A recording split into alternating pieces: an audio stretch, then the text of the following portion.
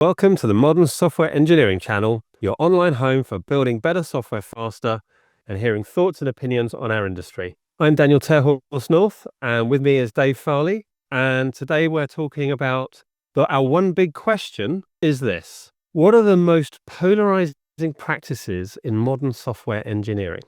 I think it's quite a long list. I don't know what you think. Well, I started making a list, is what happened. Would you like to hear my list, Dave? Mostly when I do podcasts, I just kind of come in and chat. But I actually spent a moment preparing for this. For those who don't know me, I tend to have opinions on the internet. I tend to have opinions mostly on LinkedIn and occasionally on Mastodon. I left the bin fire of X. But you get recurring themes.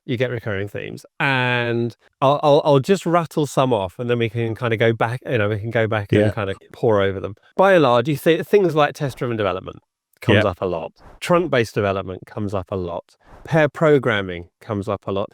And as you go into it, you're like, wait, this is just XP, right? So all of the technical practices in XP seem to polarize people in an unusual way. Yes.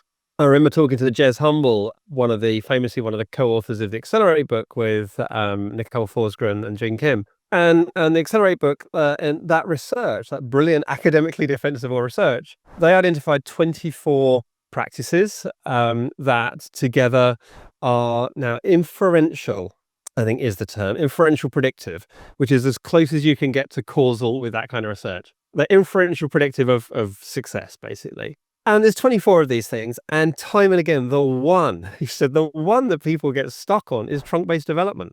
They absolutely, and he's like, all of the research says, if you are building on trunk, developing on trunk, committing to trunk, pushing to trunk, and you're allowed, so their definition is you can have very short-lived branches, so less than a day short-lived branches. I don't know about you, I've tried short-lived branches, and I am unable, Dave, I am physically unable to have a branch that lasts less than, several days. I do not have that discipline, so I don't let myself. But yeah, so TBD, Jez says, he gets time and again, that's the one that people double down on.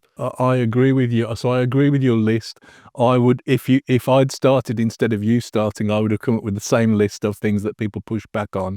And I'd agree with your conclusion that trunk-based development is the most polarizing one. And as you say, I confess, this is one of those things that I find hard to rationalize, because it seems to me that I prefer continuous integration, and I think that trunk-based development is essentially a synonym for continuous integration. I don't, there's a paper-thin distinction between the two in my mind. You can't have continuous integration without trunk-based development. Well, I'm going to jump in there. There's a paper-thin distinction in the way you do it, Dave, because I've worked with you. Yeah. Right. But I think generally there isn't. As CI, you can have long-lived branches, long-lived feature branches with CI. I've seen that. Quite a lot. I know that many people talk about that, but that makes no sense to me, because how is integration continuous if it's taking place on different branches? Doesn't make sense. Continuous integration is well defined, and if you read the definitions of continuous integration, as you alluded to, they say things like it's everyone merging their changes together at least once per day. And so that kind of doesn't leave very much wiggle room. So the continuous part is counted as daily. And I think proponents and experts in continuous integration and trunk-based development like you and me would argue that daily is not enough. But we're willing to concede that at least once per day is a reasonable backstop.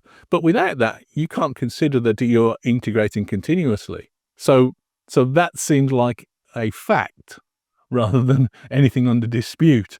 So if that's the case, I don't understand that. Oh, I love when you get all logical and sciencey with things.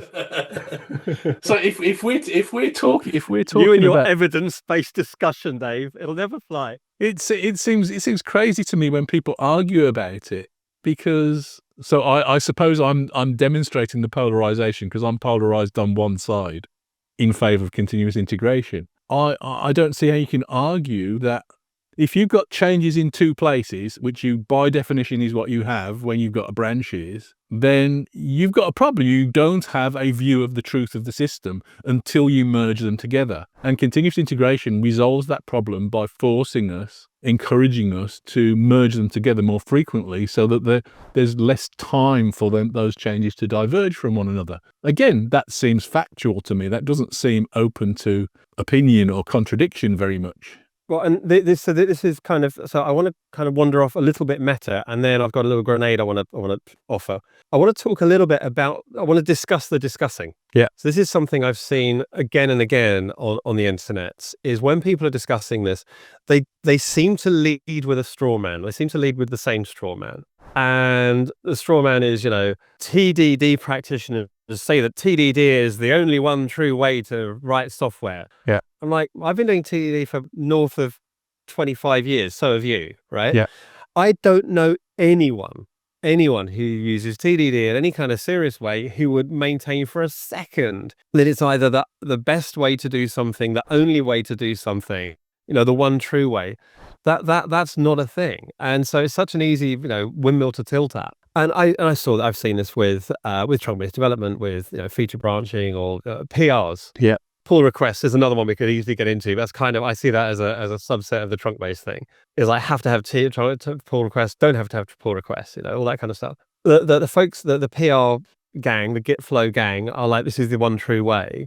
And by and large, when I talk to people, it's like, well, no, this is the way I know. This is the way my team does it. Yeah. And I've worked in other teams that did things in different ways. And the thing I would like to offer, because I think these conversations, I love having these conversations. I think it's useful to have, some things people can take away. One of the things I would love people to take away is when someone says X is the one true way to do Y, which is fine. It's fine to have that opinion. What I hear is you haven't done enough Y to have seen other ways to do it. Yeah. Which is fine, right? If you do more and more Y, then you will. TDD is the only way to do design, or do lots of design and you'll find some other ways. And also that you haven't done enough X to have experienced its limitations. So TDD is the one true way to, okay, we'll do more TDD and then tell me where it doesn't work, right? When you see where it doesn't work, when you see where trunk-based development doesn't work, it isn't going to work in certain situations, and we need to manage that and mitigate that risk. Let's talk about that. And that's when you get into the nuance, and that's when the discussion becomes a lot more interesting, I think. Yeah, I can't disagree with that, of course. I think it's true that there are multiple ways of doing things that work. I think that's obviously true. Not everybody writes software with TDD, and people that don't do TDD or trunk-based development are able to write viable software. Clearly that's true. I think that there are though some practices that, as we just talked about, the evidence, the data says work better than other practices. And so if we're talking about trunk-based development, the evidence says, the data from the DORA research says that you've got a better chance of success if you're practicing trunk-based development and continuous integration. If you're merging changes, I think the way that it phrases it, if you're merging changes at least once per day, then you've got a better you build software with higher quality and more quickly. It is, that's what they're measuring. So yes, and yes, if we look at the dimensions of change, and I think you've spoken about this, that you have temporal coupling, you have functional coupling, you have logical coupling. If we look at the dimensions along which things change, these parts of the code base seem to change at similar times for a similar reason. Maybe they're coupled in a way that we weren't aware of, or these things in the same code base seem to have a very different change cadence should they be in the same code base. Yeah. And we start using that as our seams, the notion of trunk becomes a little bit more squishy. Yeah. I can have multiple, if I've got a microservice architecture, I've got a whole bunch of components, whatever they are, independently releasable components, they will by and large have independent release cadence, independent trunks, right? So, if we say, well, if we're rather than feature branching, we're component branching, but we're component branching by code base, right? Yes. Then we can look at, or we can reimagine trunk-based development through a different lens. So again, it's not one of these sort of binary things. It's a bit more nuanced. Yeah, absolutely, and that gets kind of to the heart of the problem and the difficulty of the problem in talking about almost anything in software development, really, I suppose. But because it's always nuanced. So the problem here is that It seems to me that we've got two fundamental levers, and we tend to talk about one and not talk about the other one. So the way that I would think about what you were just describing about of ways in which we might choose to partition a system is we can decide to manage change through compartmentalizing the system, so where we draw those seams between different parts, so by design, or we can protect our system through continuous integration by continually evaluating it and changing whether anything breaks. I think that continuous integration works particularly well when you've got more highly coupled systems. So treating a highly coupled system as though it's a bunch of discrete microservice components is a disaster. Lots of teams try and attempt that, and it doesn't work. But if you can genuinely get to independently deployable units of software, then great. I think that's the determinant, the ideal determinant in terms of design for that decoupling, and managing that coupling is a key part of the problem. Yeah, I love Simon Brown's phrasing of distributed monolith, but I don't want to get too into the weeds of trunk-based development, because that's not the one big question. Let's bring it back to the question of what polarizes people. Estimation. Oh, yes. Okay. The no estimates people versus let's leave the technical practices for a minute. Estimation. I've been at the sharp end of a number of these discussions over the years. I just wanted to offer, it's fairly trivial to demonstrate from first principles that feature-based estimation is meaningless, right? Or task-based estimation is meaningless, because the amount of time, effort, work, complexity involved in a task is not a function of the task. It's a function of the task and the code base when you do the work, what happened before, the sequencing of it, whether it comes before or after things, who's doing the work, when they're doing the work, what they've learned by the time. There are so many other variables that aren't the thing on the card that it's a meaningless exercise. I have to interrupt you for a moment, because I have to play back something that you said to me years ago when we were both at ThoughtWorks that really stuck in my mind.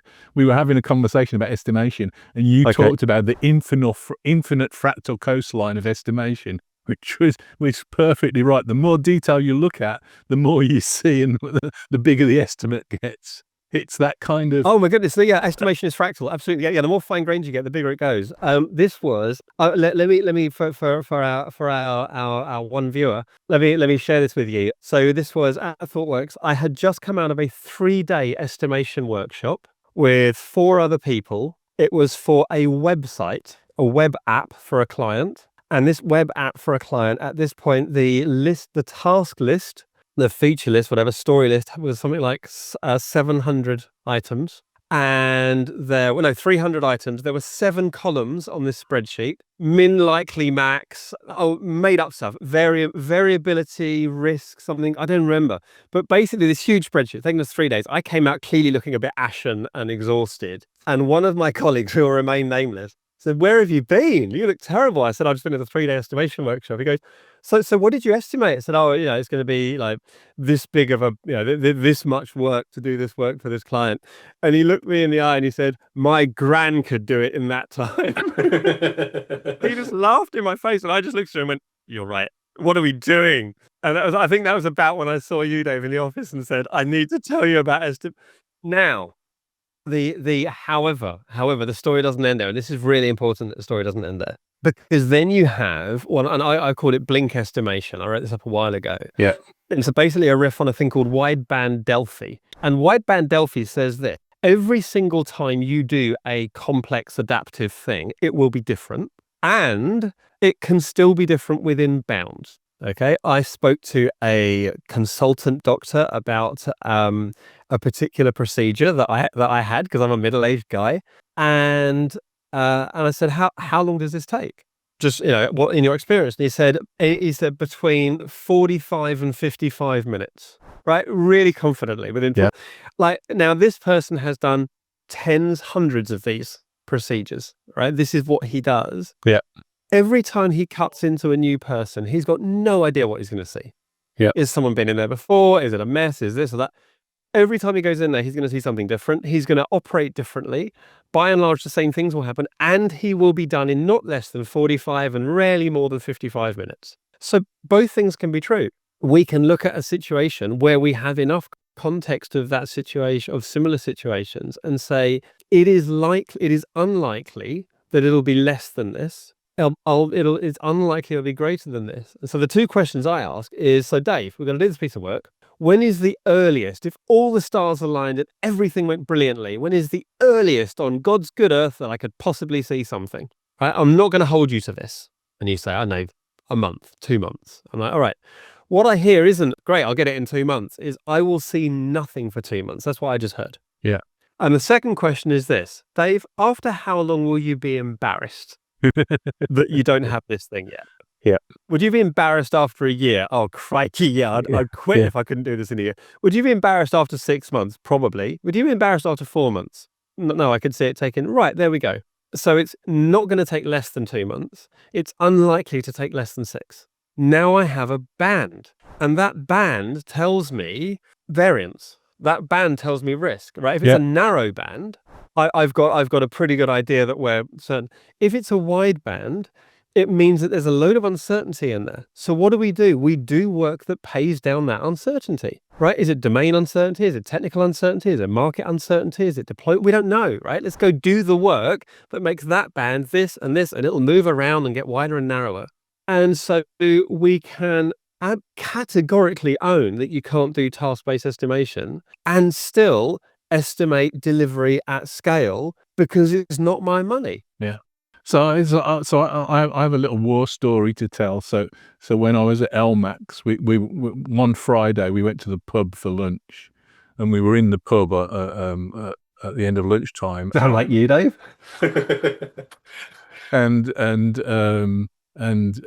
Kim, our product owner, came in. She was sort of running the vision of the project, really, and she said, "Oh, what have you been doing?" And we said, "Oh, we just come out of an estimation session." She said, "Oh, do you still do that?" And we all kind of turned around and looked at her and said, "What do you mean, do we still do that?" She said, we said, "What do you mean, do we still do that? We do that for you." And she said, "Oh, I haven't looked at that for months. See, it's always wrong." So she said, "I've found it's much more accurate just to count how many stories there are and then just, average the time based on, historic development. And my predictions are more accurate than yours when we do that." And we said, "Oh, okay." So we stopped doing estimation for a while and just counted the stories. And we ran like that for a while until the development team said, "Can we have the estimation sessions back? We don't have to give the estimates to anybody, but we like the conversation." So, we found the discussion useful. Yeah. Yeah. So I'm kind of on the fence in terms of the no estimates thing goes. I believe that working without estimates is probably optimal because it means that you take useless work out of the process. But there's the real world where there are times when, you have to do that, whether you'd like to or not. But how much do you trust the estimates? And to be honest, if you're paying for something, it's really nice to know that it's going to take, that it's in the range of 45 to 55 minutes or whatever else it is. Wouldn't it be nice if we could know that? The problem is that there's all of the social stuff that ties up with it and the political stuff. That means that we put too much trust in it. So I'm okay with estimation as long as everybody realizes that when we're estimating, we're going like that and guessing. An estimate's just a posh word for a guess. Right, absolutely. And so my sort of one of my corollaries for blink estimation is what I call investment inversion. Yeah. Which is when someone says, "I need an estimate," I want to invert the conversation because what they're really saying is, I need to spend some money solving this thing. Yeah. Right. Let's talk about how much money that's going to cost me to solve this thing. And so we start talking about, well, look, if you have an unlimited budget, we'll just start, right? If you have a budget in mind, a number in mind for this, we do that blink estimation. We come up with that band, right? That lower limit and upper limit that we think are reasonable. And now we place your budget, if you like, in that. And if your budget is above our worst case, we just start. If it's below our best case, we don't start. And if it's somewhere in the middle, we start, we have like, if it's less than you want to spend at all, we start looking at other ways to do it. Yeah, we start optimizing to learn so that we can get a more accurate one. Yeah. there's a risk conversation here. There's a likelihood that we'll blow your budget, but not by much. Do you still want us to start? Yeah. And if we are delivering the most valuable work first and doing all that sensible stuff, then you're creating options all the way through anyway. You can get a third of the way through and say, actually, stop. I've got what I needed. Absolutely. And taking that more open-minded approach to it and not treating it as some kind of, contract that you're going to whip people if they don't achieve or whatever else, that's where the problems come from, it seems to me. Because my starting assumption, as with most things, is I assume I'm reasonably good at doing estimates for projects. I was nearly always the person that got called on in my last 3 or 4 employers to estimate things. It makes me laugh because I always felt like they were wrong. But my starting position is I assume my estimates are going to be wrong. But as you say, you're trying to find those bounds. It's not about precision. It's about accuracy. It's not about having it's precisely this many days, but it's going to take us 5 years, but we're going to end on Tuesday the 13th. It's not that kind of thing. It's about, is it 3 years or is it 3 months? It's... Well, the pragmatic programmer, is it bigger than a bread box? Is it smaller than a house? Yeah. I got something from Jeff Patton, which I really liked, which was exactly pragmatic. So he draws a square and kind of labels the axes. So the first one is, how much is this worth to what's your guess of how much this is worth to your customer? And then what's your guess of how much this is going to cost to build? And would you bet a pint of beer? Would you bet your holiday? Would you bet your salary? Would you bet your car? Or would you bet your house? And then how much is it going to be worth? Pints of beer, holiday, salary, car, house, kind of thing. And if it's going to cost you a house to build something that's worth a pint of beer to your customers, that's probably a stupid idea. Don't do it. And and so on. And so it just puts it into ranges, and everything in the middle that's kind of a bit vague. What that means is you don't understand it well enough yet. So do some more work to understand that more, so you could put it into one of the categories of must do or don't do. And I really like that kind of pragmatic approach. It's qualitative, though, more than quantitative. When people start getting the desire for more and more accuracy, that's when I get nervous about estimation. Yeah, and it's important to use to get the right language here. You can be accurate without being precise. And people mistake precision for accuracy. I can accurately say it's between 4 and 8 months. Yeah. I can't give you any precision. If I give you precision, we lose accuracy. But unfortunately, precision gives us the illusion of accuracy. Yeah. One of my favorite physicist jokes is, let's just say pi is 10 so that the calculations are easier. It's close enough. But there was a US state or county or something that tried to define pi as 3, and it didn't really work out. It depends what you're using it for. Yeah, absolutely. One more thing while we're on the estimation topic, there was another ThoughtWorks story. There was a client, and for all the right reasons, all the best reasons, the scope of the work absolutely ballooned, right? Yeah. The ThoughtWorks team didn't realize, the client didn't realize, when we took it on, it turned out to be a much, much bigger puzzle. And they still needed it solved, and they still had a deadline and whatever. And there was this big pile of work to do and clearly not enough time. And I remember this amazing conversation where the client stakeholder, the person with the checkbook, and the ThoughtWorks sort of a client principal sat down with all the work, right, and everything that had been done and where they were trying to get to. And they said, okay, what do we actually need to be able to meet your needs? And they said, well, we could probably get by with this, this, and this. And they said, okay. And they removed something like 2/3 of the scope. And what was left was doable. And they did it. And it solved the problem. And the client was delighted. Yeah. And just that relationship, that just made me smile. Like, either one of them could have doubled down. From the vendor perspective, you're basically throwing away a load of work, right? You're saying, we're not going to do all this work that we had booked in. That's a ton of revenue we're not going to get. From the client perspective, I'm paying for this much work and you're not going to.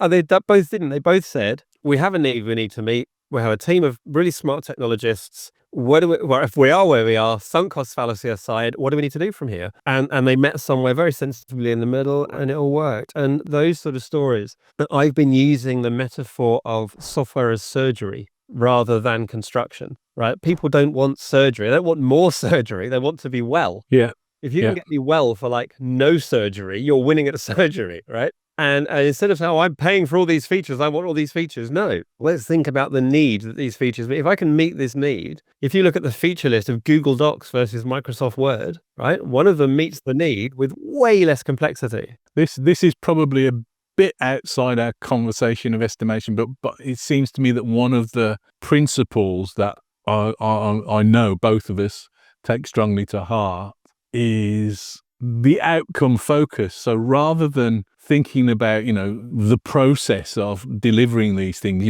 breaking these things down to tasks and counting how long the task is, it's the outcome that you've got to really focus on. If you can get to the outcome more cheaply, more quickly, more effectively, that's a win. That's a good thing, but it's keeping your eye on the ball of the outcome. That's hugely part of the way that I think about the technique of trying to avoid this blinded by the headlights of the process of getting there. Well, I'm gonna suggest that is absolutely on point for our one big question. I think the dogmatic adherence to the product backlog, right, is a brilliantly polarizing thing. And if we say, well, look, hang on, I've just seen a much faster way to get to our outcome. But we've got a backlog. Yeah.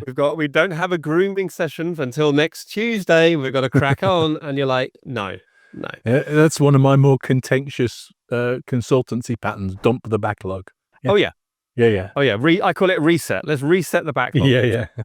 We did this. Just very quick aside. We did this with a bank. There was something like 3,000 items on a product backlog. Yeah. Okay. It was across like about 400 engineers, 3 big programs of work, 3,000 backlog items. And we were talking about prioritizing them and scheduling them. And I just said, look, here's what we're going to do. Oh, here's the thing. We can try this thing. You don't have to do this thing. What if we did this? What if we just nixed everything that's more than 6 months old on the basis that they probably don't care or they've already worked around it? Yeah. We're going to nix everything that's more than 6 months old. Anything that's less than 6 months old, we're going to try and group into areas of work, and then we'll pick off themes. I went, a bit risky, but let's try it. So we did. We nixed everything over more than 6 months old, which was basically 3/4 of the backlog. Yeah. And this was in Jira. And what Jira does is it sends out emails. When you cancel, we created a new end state called closed won't fix. And then we moved thousands of things into closed won't fix. And this sends out emails. Dear Dave, your item 31955 has been now moved to closed won't fix, right? So thousands of these emails go out. And we said, okay, well, now we just get ready for the massive backlash of people who work just got cancelled. How many people did we hear from? 2,500 items got nixed. I don't know, 10, under 10. You're at 6. We heard from 6, right? Before we did the nixing, we said, let's nix any work that belongs to people who no longer work here. Yeah. Right? That was our first thing. And that took a few hundred off, right? And then we nixed all the ones that were 6. Yeah, we heard from 6 people. And so we emailed 6 people back and said, one of them said, I didn't even know that was still there. You're fine. The other 5 were like, oh, shame. And so we emailed all 5 of them and said, you're next. We're going to ship your thing this week. And they were like, yay! So you've been waiting more than 6 months. Surely you're at the front of the queue.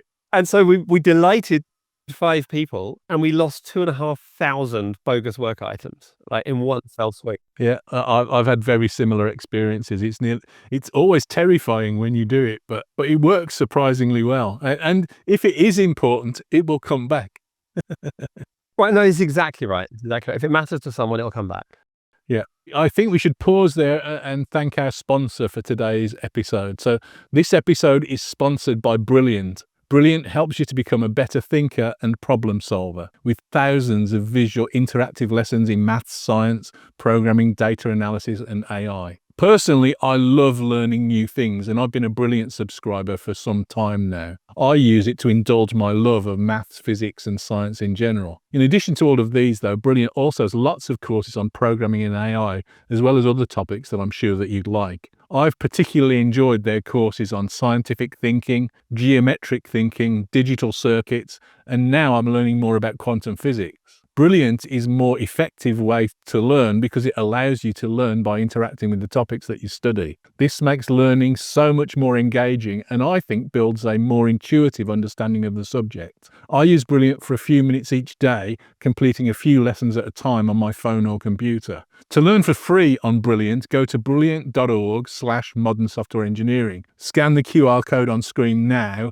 or click the link in the description. Brilliant's also given our viewers 20% off their annual premium subscription, which gives you unlimited access to all of their courses. So thanks very much to Brilliant for sponsoring this episode.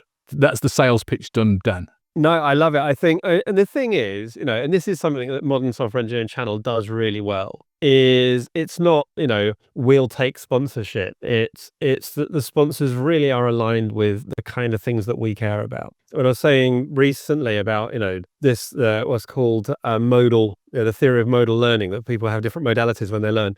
Everyone, it turns out, is a kinesthetic learner. Yes. Everyone learns best by interacting with stuff. And if someone like Brilliant is producing training content where you learn by interacting with something, then they're winning, right? They're doing it right. And so having folks like that, sponsoring our ramblings on this channel is just delightful. Yes, yeah, it's fascinating stuff. It's kind of gamifying quantum physics. I love it.